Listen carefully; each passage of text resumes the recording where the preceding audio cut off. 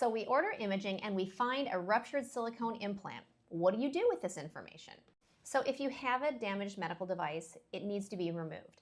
With a silicone implant, it's not an emergency, but it's not something you should sit on forever.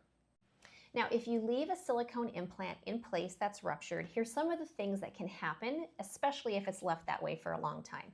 Number one, a capsular contracture.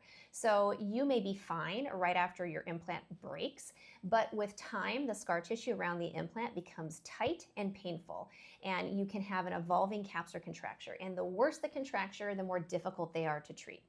The next thing that can happen is the silicone can actually leave the cavity around the implant and end up in the breast tissue.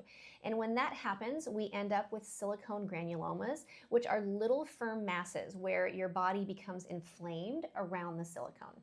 These little masses can be all throughout the breast, and removing them can be challenging, especially if there's many of them throughout the breast tissue, and can lead to deformity, which is obviously not fun for the patient.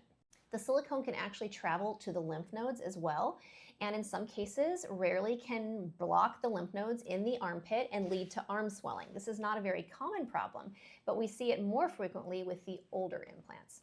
And then finally, you can get something called extrusion. And this can happen when the silicone granulomas or a clump of silicone or even a contracture will push the implant towards the skin or push the silicone towards the skin.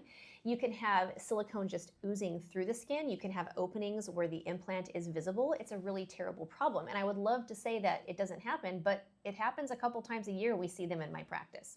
I recently saw one where it was not recognized by a series of doctors what it actually was, and they were sending her for biopsies and all kinds of crazy things when it was an obvious extrusion of an old implant. So I don't expect my primary care friends and colleagues to know what to do with implant problems.